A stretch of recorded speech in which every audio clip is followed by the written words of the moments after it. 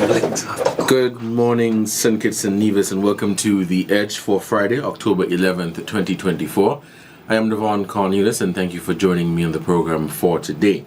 This program is also being carried live via our social media platforms. Check us out on our YouTube channel, ZIZ Online, and via Facebook at ZIZ Broadcasting Corporation, and we're also on TV Channel 5. The numbers to call when we open the phone lines later are 465-2555 or 718-577-2916. In studio with me today is Mr. Hans Richards, a PhD student studying in Taiwan with a focus on public health. And we will be discussing the 90-day campaign on crime and violence, specifically focusing on the public health aspect and looking at crime as a public health issue. As you know, St. Kitts and Nevis has been paying greater attention to looking at crime and violence from a public health issue, and some people have questions as to exactly what does that mean. And so Mr. Richards is here today to provide all the information on crime as a public health issue. Mr. Richards, good morning, and how are you doing today? Good morning, sir. Good morning to the listening audience. Thanks for having me. So, yeah. Awesome. Let's get right into our conversation for today. Crime as a public health issue. In simple terms, what does that mean? So, crime from a public health issue is that we look at everything from public health. For example, we look at COVID, which is, I'm going to use that analogy of COVID and crime and violence pretty often in the conversation this morning. So we look at, for the children point of view, you have the rubella, the mumps, the measles, and the rubellas. That's also a public health issue that was looked at in the past, and so as long as it affects the community as a whole over a certain period and get to a certain number, it becomes a public health issue. Mm-hmm. Thank you so much for that. So when we talk about crime as a public health issue, we know that this has been the focus for St. Kitts and Nevis and other countries across the region. What data or what angle would St. Kitts and Nevis be taking to aggressively attack the issue of crime and violence? Okay, so before I even go into that, let me say that in the past we place a lot of pressure on law enforcement, the military, police, etc. Me myself, I'm a sergeant in the defense force, so I understand the difficulty of being a police and a soldier in this time. And imagine during COVID, we also had a lot of mentors trained on us during COVID. So before I even go into that, like I said, let me explain specifically what we mean by public health and what make an issue a public health issue. So there are three main focus to make an issue a public health issue, a circumstance. All right, and so let it be known clearly that infectious disease and gun violence and crime in general, they have a very close relation. They're very contagious. And what make that possible? High prevalence. Obviously, prevalence is where you already have a circumstance, cases. All right. So the number of cases that you have a high level of prevalence, and so we know we have a high level of prevalence when it comes to murder. So let's about two to three generations of prevalence of murder. So we have that in place. But the concept of public health is that those can be prevented. And like I said, I used the analogy earlier with COVID, because remember we were able to prevent persons from getting COVID in many ways. All right, so that we're going to get to further down in the conversation, but I want us to really pay attention to what we did for COVID. That's exactly what we're going to do for gun crime or crime and violence. Mm-hmm. And so the prevalence, the number of persons who died, over 200-300 persons already within the last 2-3 decades, that's the prevalence. But the concept is that it can be prevented. Number two, the increase. So we recognize that annually the numbers are increasing. We might have a drop off, let's say 2012, 13, 14. The numbers were much less than what they are now and before that period. And so we have what you call the incidence increase and the prevalence increase also. So the combination of new and old numbers increases. But the emphasis is that it is very cost worthy, and within this 90-day campaign, I think we should also hear from surgeons and hospital personnel from the administration, because it's a cost and a burden on the national funding when you have a shooting, whether it's fatal or non-fatal, because the number of we just have to begin turning during the murder, it's ridiculous. All right, so we there's a lot of expense from the beginning to the end.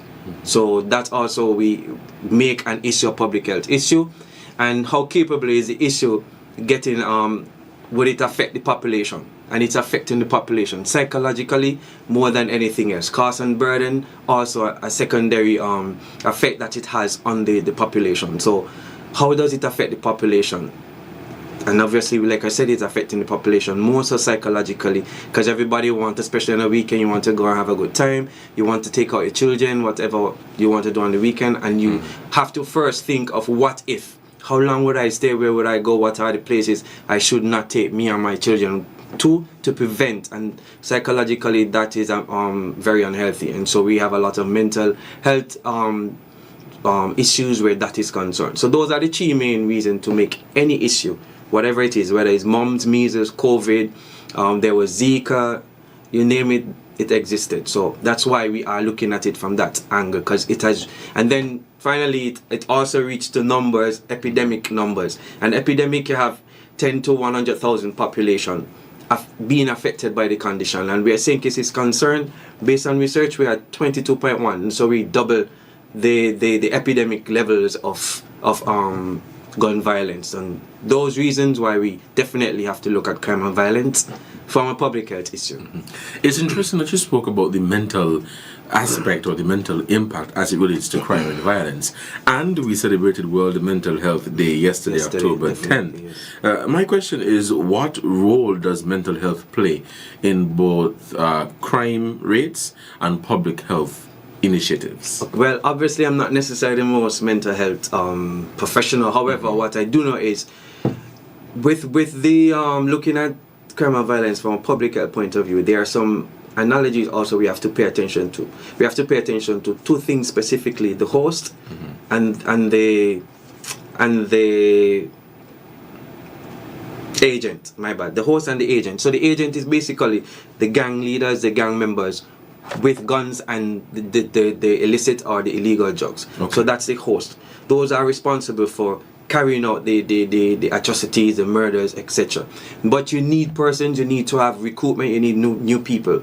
And so where we come from a mental health point of view, we have what you call the agent, and those are the youth at risk. Why at risk? Because they would have experienced issues, violent issues in the past, especially from a gun violence point of view. So mentally they are traumatized, and that's where we have the biggest issue at youth risk, who are waiting to carry out revenge, tit for tat. And so the issue is trying to prevent those children or those adults, whoever it is, from taking revenge. So it's important to reach to them before they get to that aspect. And so psychologically, mentally, they're already preparing themselves to take revenge, and that's where the major problem is. Those who are waiting to perform revenge or something that they see, they go up with a violent mentality because it's something they see every day, whether it's domestic or in the community where they live.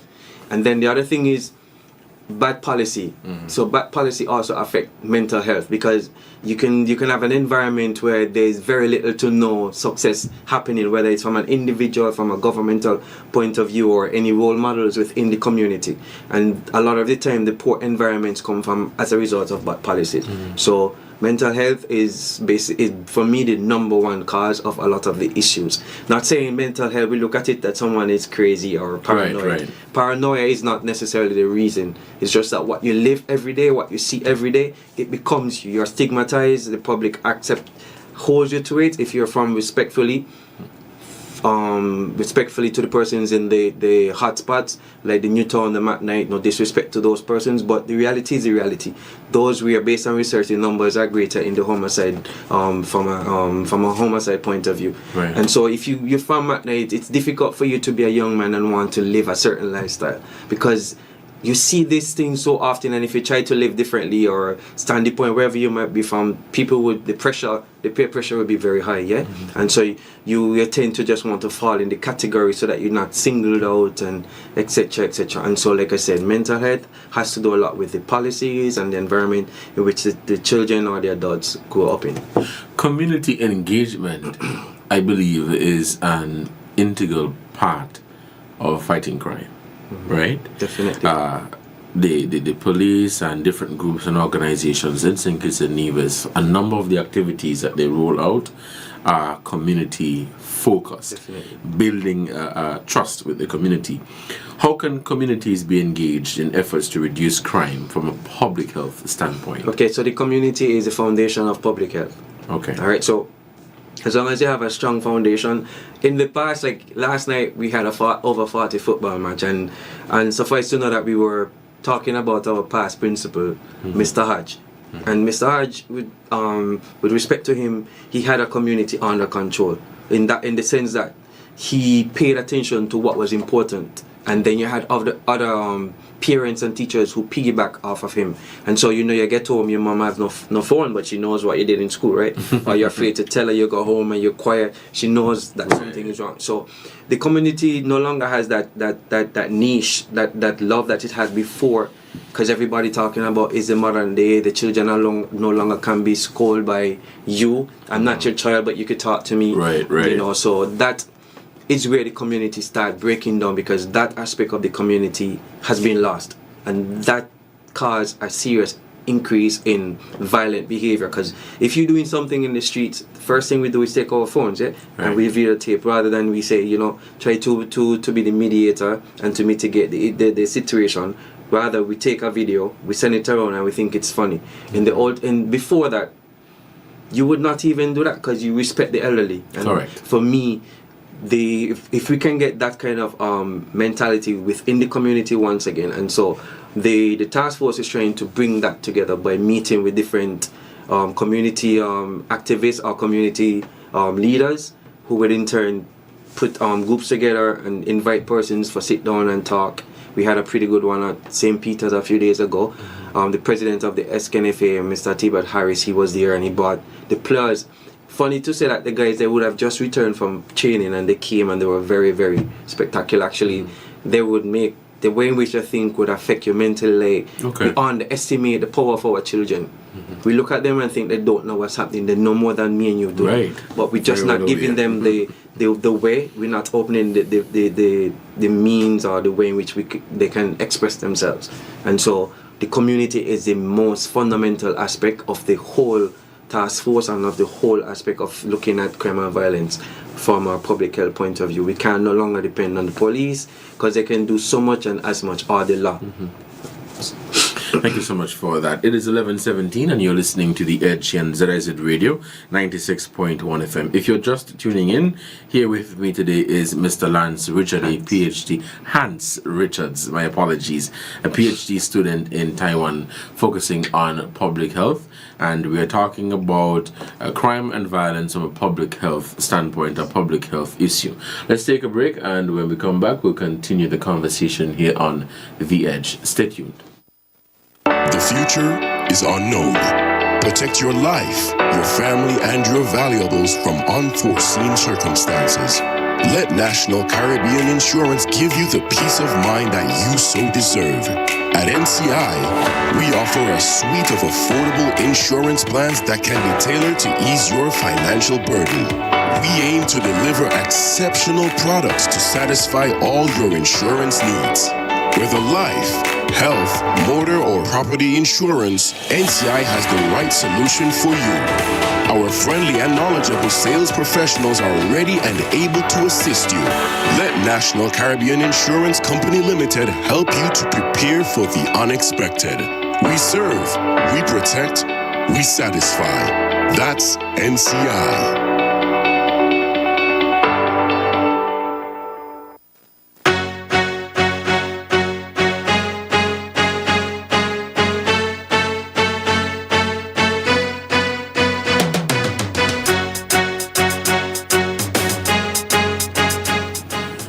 Welcome back to The Edge here on ZIZ Radio 96.1 FM.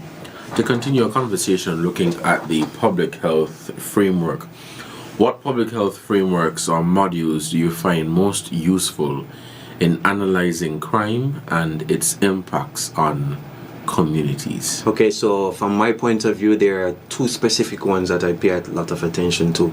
There's one from Scotland and one from Chicago. So Dr. Slocum, it was our epidemiologist, which is a base of public health, and he recognized that individuals can be carriers of violence, and so that has a very up-to-date, very clear set of information that you can use to analyze and use. We can use it within the Federation of St. Kitts and Nevis. So the one from Scotland, which is one of the first ones that looked at crime and violence, because in Scotland there was a lot of stabbings and slashings, and so they started looking at it because they realized no matter how much you arrest and be punitive with persons, which is taking punishment to prison for whatever, when they return it comes back down to the same thing, and it had its moment, and after the moment goes out, even like at home we would have RSS, we would have this, we would have that, and every government in the past would have done the same, and then the numbers continue to go. So we needed to assist that punitive form from the legal point of view, that enforcement form from the law enforcement point of view, and now we're adding the public health form. So we're putting all three together to see how much we can combat the situation. And so once we with Scotland, they recognize, and they will go to different hospitals and ask questions, and when there's a violent incident, they would have what you call violent interrupters, who would interrupt, meaning that they're like mitigators, they're like mediators. They will mediate, so they will try to prevent escalation between the families, whether you're the accused or the victim. And so they will try to mediate between the families, communities, and they are supposed to be some of the calmest individuals, and they are professionals in psychology and mental health. So those are some of the most important. So for example, God forbid we have a shooting right now, let's say outside down by agriculture. You dispatch the mediators, and they will go and interrupt right away any further transmission of the violence, whether it's through verbal or physical. You try to mediate and prevent that. So those interrupters for transmitters are very critical. And so that's what we use in those two specifically. And then there was one that was done by Dr. Sandeep recently, specifically on St. Kitts, from I think it was UNICEF, if I'm not mistaken, or UN, or no, USAID. USAID. And he would have presented it in Kuna about 2-3 weeks ago. I think you were there, right? Yes, no, but I was following it. Yeah, and that was very alarming to see, and it was so correct and specific, and most, if not all, of the responses from his interviews and his survey were done by high school children. And that's when I want us to recognize that the children are very, very intertwined, and they know what's happening from a political and a social and a violent and crime point of view. And so we need to engage them as often and as much as we can. So those are the models that we look at. You said carriers of violence. I'm intrigued by that, because immediately I thought of, so you're looking at crime and violence as a disease and treating it as a disease. Specifically infectious. Right. So carriers of violence, some people make the point that if you grow up in a home where people, and I think some of this was referenced in the study as well, but let's say you grow up in a home where perhaps your father or persons who you look to as role models, they are very much into the life of crime, violence and all of that. And you may have a case where that person decides to follow that path, or you may have the complete opposite. What do you say to that? So again, it depends on the community. The community wanted, whether it's church, whether it's a teacher that wants to look after you, mentor you. Those are the ones who can the ways in which you can divert. But generally, I think it was in the same study, one of the study with Dr. Slocum, I think it's 70 to 80% of children going into adults, teenager into adults, they would mimic the responses and the behaviors of what they see, mainly at home. So they would mimic. It's funny because they would do, even normally you see children, they walk like their mother, they talk like the father, even normal that. But you could be the best parent, but they influence outside more.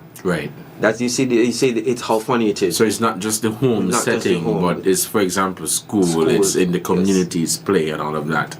So all of those things must be taken into consideration. It's 11:24. We're going to open the phone lines and begin taking your calls at 465-2555 or 662-8674. And our overseas line is 718-577-2916. Those are the numbers you call to lend your voice to the conversation. Any questions that you may have about crime as a public health issue, Mr. Richards, I'm very confident, can give his take on that. So let us continue the conversation. Preventative measures.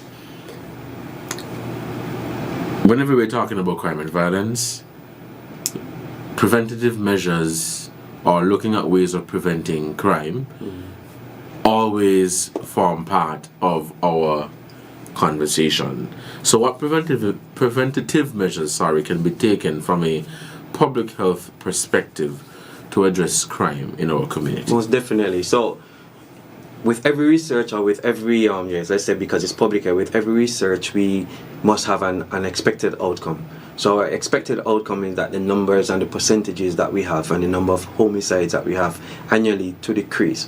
And so there are three things that must occur, that we must do for us to get to that, we're looking at for us to get to those decrease and the expected outcome. So number one, and the listening audience, please feel free to call in and interrupt at any time. That's fine. So because it's important that we continue to sensitize and allow you to understand from what end we're looking at public the crime and violence, and to explain you more what it really means and how we can work as a team to help mitigate the situation that we're facing. So number one, we're looking at cut transmission.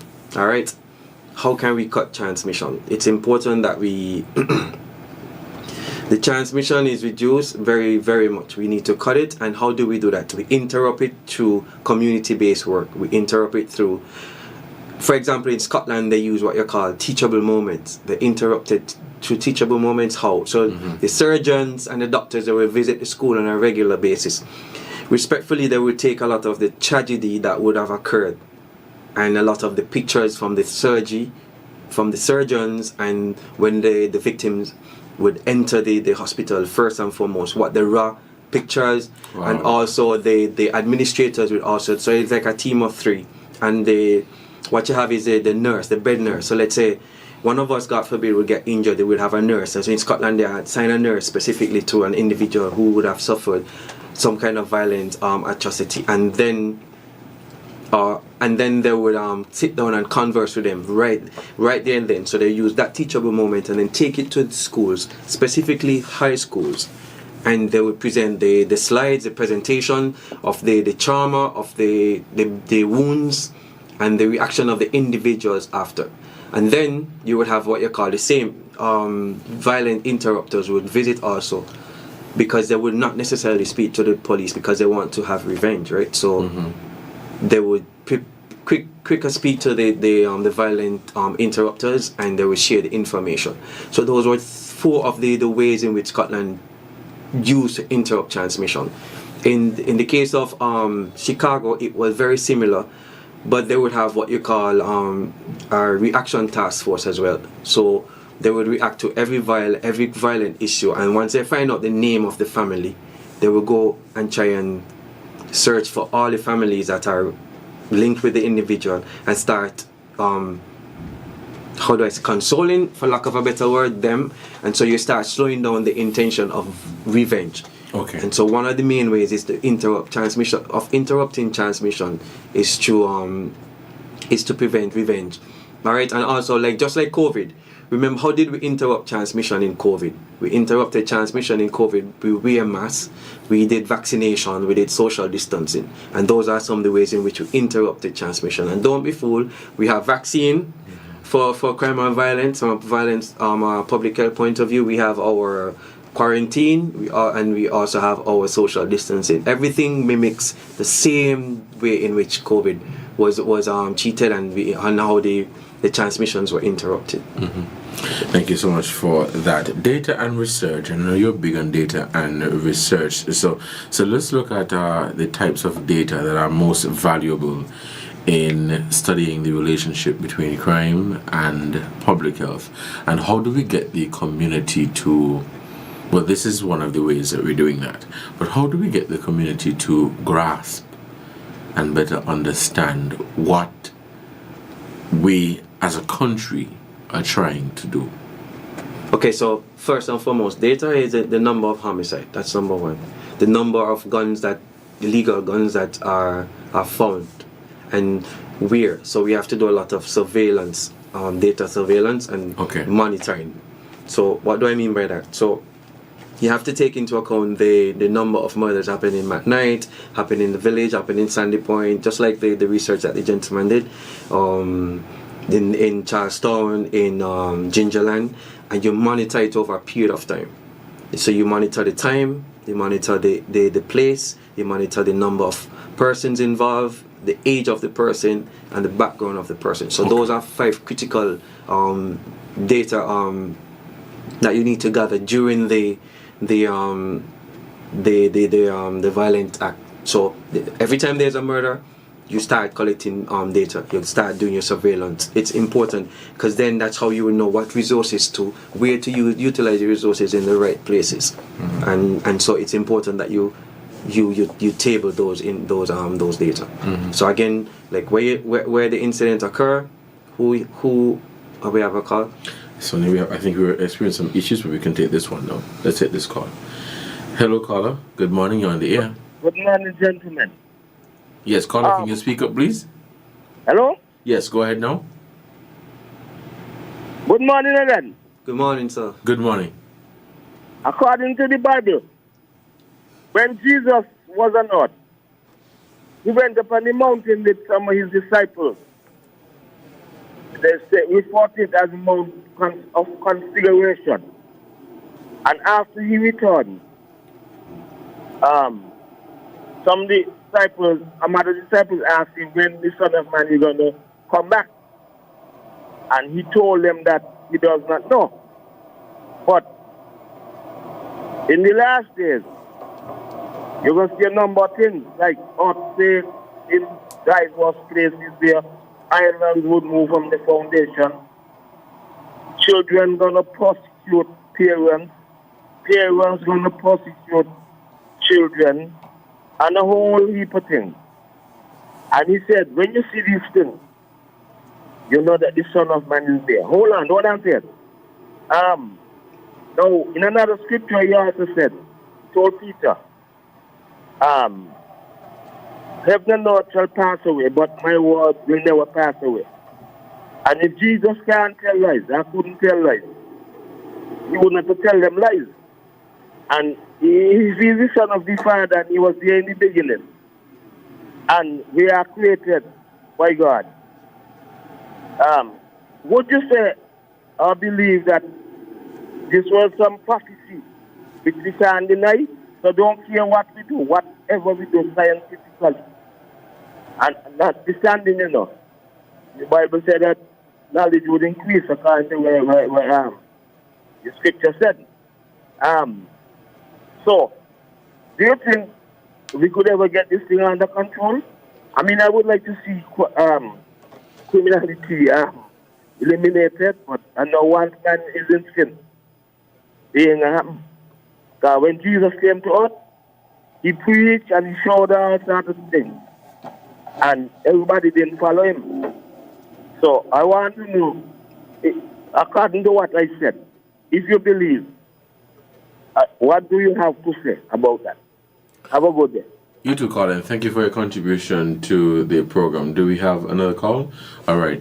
Okay, so in response to your question, thank you for your call, sir. So number one, I'm also big into scriptures, but what I'm saying is, even though that was said by the Bible, that doesn't mean that we should not do something about it. We should not just sit back and do anything. And so now, because we're going to do something, let's take a look at COVID-19, for example. A lot of time we were wondering how we were going to deal with COVID-19. And we followed the rules and regulations of the public health professional, and we were able to mitigate the threats and reduce the number of deaths that we would have had in syndicates. If we were not to follow the rules, then obviously we would have had more deaths as a result of COVID-19.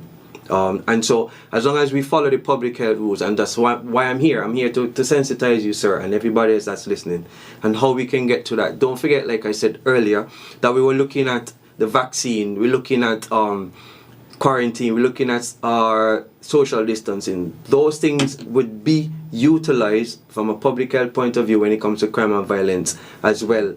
And as long as we continue to sensitize you like we did for COVID and put the measures in place, just like how we were able to deal with COVID. And also, I'm not sure of your age, but I know when I was young, I was given my shots for mumps and measles and rubella. The same way again, we do the same thing. And so if we got those things under control, most definitely we can get this under control. And nothing lasts forever. So we have now been in the period where we have had enough over almost 3 generations. So it's now for us to turn the wheel and the paradigm, shift the paradigm, and go back to where we had a peaceful community. So definitely, I totally believe we can change. Just be a bit patient though, because it's public health, and nothing in public health is instant. It takes time. Thank you so much for that. We have a caller on the line. Let's take this call. Hello, caller, you're on the air. Good morning. Good morning. I just wanted to wish the guy complete success in his PhD studies, but I'm not sure I'm hearing enough about the preventative measures, the preventative side of the public health approach to solving crime. Could you speak a bit to that? I haven't heard you mention one thing about prevention or preventative measures. Thank you. Okay. Thank you so much. Go ahead. Okay, so I did a bit earlier, so let me repeat myself. So like I said to the previous caller, I told him about the same preventative measures, because the P in public health represents prevention. Prevention. And so, just like we did for COVID-19, what measures, how did we reduce the spread? Through vaccine. So what will we do when it comes to crime and violence? We educate. We do a lot of education and outreach, which I am doing now, and which they are doing in other farms, whether it's on Freedom, on Win FM. There are also persons who have the same means of communication and sensitization programs. So we do a lot of sensitization to the community, to social media. Quarantine. What did we do for quarantine? You remember that we were subjected to 3 days, I think it was, at home, and then we would have to go and have our day or two for shopping, and then we would return back home. It's similar. So this is where law enforcement come in with the quarantine. So they will do their thing. Even though I'm a soldier, respectfully, I can't say they're going to put more gun on the boots, carry more guns for 4 months, but they would have their tactics and their techniques and their strategies on how to deal with their point of view. So probably do more house clearing, more house searching, more border, improve on their border control. Those things are out of my reach. Also, when it comes from a legal point of view, as you have seen, that the AG would have spoken a few weeks ago about certain changes that they would have taken when persons are found guilty of in possession of a firearm, guns and firearm and ammunition. So those are some of the preventative ways. And like I said earlier, we would use teachable moments. So we do a lot of teachable moments within the school, present a lot of the findings from the incidents that would have occurred, pictures, videos, and try to sensitize them on what it would be like if they were the ones who would have been shot or caught up in violent act. So those are some of the preventative ways. In terms of immigration, when persons come in, they do a lot more scrutiny of individuals who they suspect might be involved in or have a history in their country of crime and violence, because respectfully we our focus is tourism, and if we don't take these measures, preventative measures, as soon as it's possible, we're going to end up in a very bad spot. So we have to do those things. And finally, like I said to the gentleman, we have to do a lot of surveillance of where these murders are more frequent, more often, where the gun searches and the gun findings are more often, and we put measures, preventative measures by the law enforcement to try and cut down the number of guns and put more boots on the ground where you have more murders, while other members community personnel, psychologists, mental health professionals are doing their thing. So it's a all approach. It's everybody, all hands on deck, as Elima would have said. So yeah. Thank you so much for that. We have some more callers in the line. Let's take this call. Caller, good morning. You're on the air. Hello, good morning. Good morning, sorry. Hello. Caller, yes, good morning. You hearing me? Yes, we are. My thing is that for this crime, ain't just happened already, it happened already in some other country. And I think the way about conquering it is the government go in the house, put things in place, and all them know all these people. They have suspicions that all are who doing this thing. The police them know. Put things in place and lock up all of them. Even if my son and my daughter is involved, I don't care. Lock up all of them for 20 years. That's the way to solve it. Okay, so let me respond to that. Right. If we, thank you for your call. So I'm smiling because that actually happened in El Salvador, which is our model for crime and violence in the world. El Salvador, President Bukele would have done something similar, and but yeah, we have arrested so many people, locked up so many people, and we have not seen a decrease in crime and violence at any stretch of the imagination. So we had to find another means. So even if you lock them up for 20 minutes, for 20 years, 15 years, 30 years, remember we have children who are already at risk and exposed to the crime and violence. So we have to, there's a saying we have been saying, kids, don't cry, well, I think it's worldwide, don't cry for who's going, cry for who's coming. And you recognize the level of violence and the in-depth of violence and the severity of the violence today is totally different from 5-10 years ago. They're more aggressive, they're less fearful of the law. So we can't, even if we do that, we have to worry about those ones who are already exposed and are mentally prepared to take revenge. So we can't lock up everybody. We have to worry about those. So even if we lock up the ones we know, sir, we still have to find a way to prevent those who we think were exposed from getting involved further. So we take advantage of that our knowledge, and we go and we try and mitigate it as fast and as soon as it's possible. So it's like I said, punitively, yes, we can give them 20 years, but what happened to the 10-year-old whose father was killed or whose father shot somebody and they're aware of it? How are we going to deal with them? Right. So we have to focus on how we're going to also deal with those guys while their father, unfortunately, is being punitively taken care of. Thank you so much for that. Let's head back to the phone lines and we'll take these calls. We have two callers. Hello, caller, you're on the air. Good morning. Hey, good morning, Devonne. How are you doing? I'm doing well. And you? Oh, I'm giving God thanks, man. I've been here listening. What is the name of the presenter? Mr. Hans Richards. From Sandy Point? Yes, ma'am. All right, now I was listening. Now, what you say is interesting, but how do you deal with this ancestral thing, where you have families? We're looking at the young people. What about the parents? Do you understand what I'm saying? Yes, ma'am. They participate in it. And then you find the young ones coming up in that atmosphere where it's like it in the genes now. How do you deal with that? That's my question. All right, thank you so much for your contribution to the program. Let's take one more call and allow you to respond. Caller, you're on the air. Good morning. Yes, good morning, Mr. Host, and to your guests. Good morning. Well, I thank your guests for making an attempt in trying to stem the growing concern of mental health. But we are living in a generation, and I think the Word of God spoke about the generation that would witness events that the heart of men would fail them, having to look and experience what is taking place upon the face of the earth. And you only have to look in Gaza, the war between the Israelite and the Palestinian, the war between Ukraine and Russia, and now Lebanon and Sudan. And these are millions of people, young boys, young children, who are being affected by war, violence. And, I wonder, think it is a small place and maybe you could attempt to deal with the issue. But I understand even climate change would impact on the life of mankind. That would trigger the increase of mental health.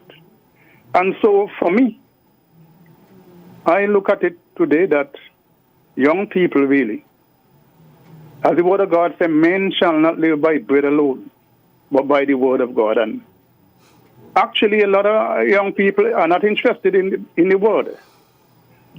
Physically, they would want things to eat and drink and clothes to wear. But it's a challenge that this generation has to face. Right. And we cannot succeed unless we place emphasis on spirituality. Thank you very much. All right, Colin, thank you. I'm going to stop there with the calls. Okay, so from the first caller... Oh, the caller from the question from the first caller was dealing with the ancestral. Oh yeah, the ancestral part of it. So, like I said earlier, and the community-based personnel, the mental health professional, those are the ones who are looking into those and how, and even from a legal point of view. I can't speak towards the legal point of view or for the mental health expert, but what I do know is everything takes time. So as you keep going and sensitizing and having meeting and programs and get the parents involved, because a lot of time we have parents but they're not involved in a lot of things. We just leave them out. We worry about the children or we worry about the mothers and leave out the fathers. So there are programs that are now put in place where parents are going to be more involved and more sensitization of being parenting, how to parent, not telling you how to run your child life, but ideas and how to deal with difficulties that you might face at home. And like I said earlier also, as long as we have improved policy to prevent bad environment. So right now we could say our environments are not in the best place. But once we have improved policies to improve the conditions of the environment, that would also assist with decreasing the ancestral rhetoric, if for lack of a better word, or the ancestral behavior of the youth. Because nothing lasts forever. But if you're educated, because there's a Jamaican artist I heard saying, I might have born poor, but I'm not going to die poor, something like to that effect. Meaning, even though I was born poor, that doesn't mean I must die poor. Right. Legally, I'm going to do my best to make sure that I am not in that. And I will cut the head off the poor snake, and so my children no longer would be poor, if that makes sense. So there are ways a way in which we can deal with the ancestral issue. And those are ways in which we are trying from our citizen security task force point of view. So we met with the ministries, and the ministries are also doing their things in order to help and curb the issue that we have. Because yes, ancestral, like I said, remember I said the agent are the at-risk youth, A&A, agent at-risk youth. And so those are the ones we most worry about. And because of the hereditary and the ancestral continuation that we have to try and stop it. And that's where we're trying to prevent them from taking revenge, because they're waiting. There might be 8, but in their mind, somebody killed my father, so I'll wait until I get old enough to handle a gun to deal with the person. Mm-hmm. So we have to try and meet those at-risk youth as soon as it's possible through policies and plans.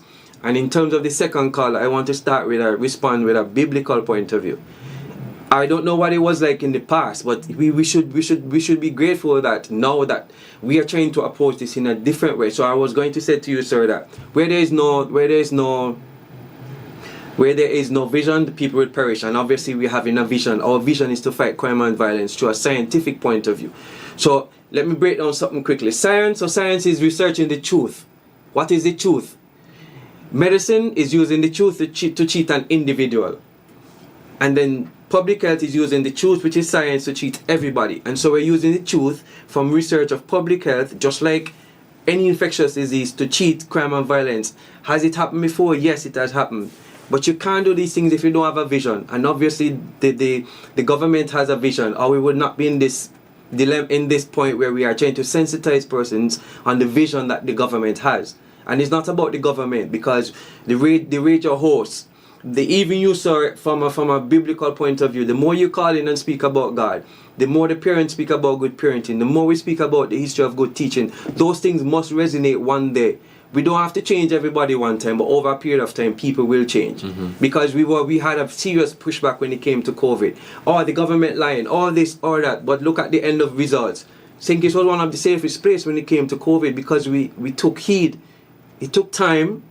Because I remember as a soldier, it was very complicated. Nobody wanted to listen. But over a period of time, we recognized the severity of it, and we took heed and we started wearing the mask, doing the quarantine, doing the social distancing. Then we realized that all of this happened. So we reduced transmission, we decreased the spread, and we changed the norm. The norm was wearing a mask. So how can we change a norm when it comes to crime and violence? And those are the things why I'm here and other professionals are doing their thing in order for us to change the norm so that we understand this is the way to go. Through science, the truth, to cheat the whole public. So we can do it. And like I said, because there's a vision, we should not be perishing. Mm-hmm.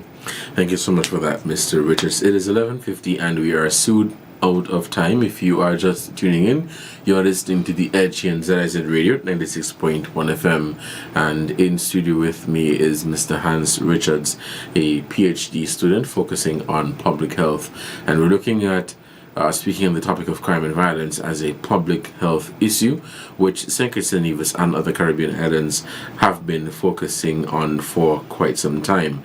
As we wind down in this conversation, let's look at future directions in terms of where do you see St. Kitts and Nevis in a few years if we are to continue on the path of fighting crime as a public health issue?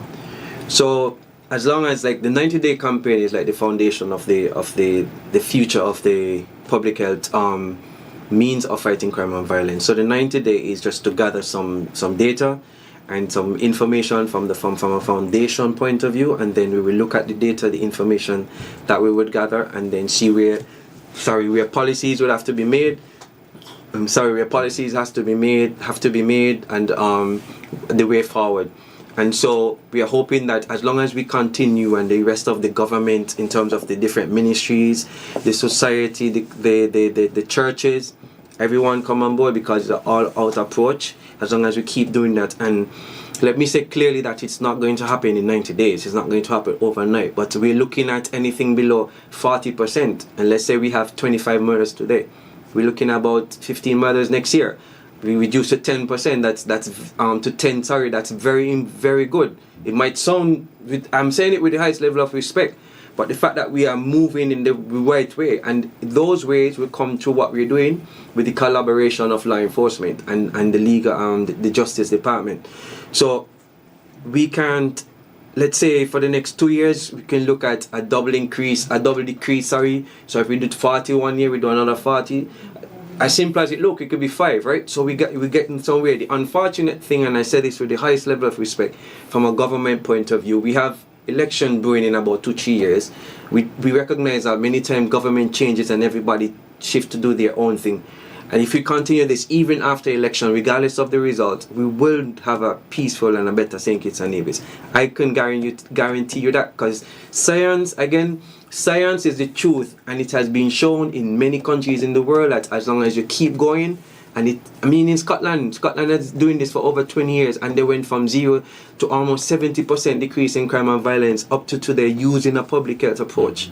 Trinidad tried it and they stopped, and they would have seen a 67% decrease in their crime and violence within, I think it was 2016 to 2017. Mm-hmm. You slow it down and then they pick up again, because you have to be continuous. Don't get comfortable, because when you get comfortable, everything starts leaking through the pipelines, and then we go back to the same dilemma. So as long as we keep changing norm, the important thing is change norm, change the way you think, change the way we look at life, change the way we look at respecting people, etc. I guarantee you, over time, we will see a better St. Kitts and Nevis. Thank you so much for expounding on that. I think it is important that we understand that we cannot solve the issue of crime and violence today for tomorrow. No, definitely not. It is a process, and it is something that, as we've been saying, an all-of-society approach where everybody has to come on board to assist. I recall Trinidad for real taking that approach a few years ago in terms of treating it as a disease. They stopped. What you're saying is that we have to be consistent. The challenge we have in St. Kitts and Nevis is politics has invaded almost every corner of society, and so what people fear, and it's reality, but what people fear is when administrations change, whatever policies or ideas or programs were implemented, more than likely they're going to be uprooted. But if we are to remain on this path, you're positive that we can see a decrease, a substantial decrease in crime and violence in St. Kitts and Nevis. 11:54, just quickly from you, advice for people listening to this program. What can individuals do at a community level to contribute to crime? So from a community level, crime prevention. So like I said, prevention. So what can you do? Most of us know what is right from wrong, and we have ideas of where persons gather to perform their whether their rituals or their meetings. Or it's important that we communicate with the youth. Don't see them like I was at Antioch Baptist recently, and Pastor Connor was saying a good afternoon could make a big change. You say good afternoon, the person start conversing with you. That's your approach to crime and violence from a public health point of view, because from a mental aspect, a mental health aspect, you would have already curbed someone who probably was in their head thinking of committing a crime. So the simple greetings and salutation would make a big difference. Reaching out to someone you know that they're having difficulties financially, reach out, provide them with some food, some clothing, just start doing the community things that we would have done in the past.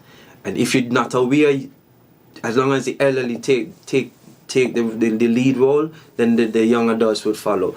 Have more respect for the children, because the children are pretty smart, and we look down, the young people this, the young people that, and it's like you're telling a child you're stupid every day. Eventually the child thinks they're stupid. So we have to be careful because like the gentleman spoke about the Bible, death and life is in the power of the tongue. So speak truth to word, and those things also would help. So always stay as positive as you can. Even when you're speaking ill of the politicians and the children around, choice of words could make a big difference. The aggression in which you speak about them around the children, because they're going to pick it up, and that's the norm that they're going to follow. But if you go the other direction and change that norm of the violent conversation, and they change the norm of rather than not saying good morning, say good morning, good afternoon, rather than seeing a group of school children having a fight and taping and sending it through social media. It's simple. You go and you mitigate by stopping the violence, and you speak to someone, and those are ways in which we can start curbing the crime. Because once somebody continues to be around when there's a fight and stop, rather than take out their phones, it's going to slow down, because we're going to recognize that nobody taping anymore, so nothing going on, and those things are going to shift the paradigm. Again, I have faith that it could change, because nothing lasts forever. A generation is far too many.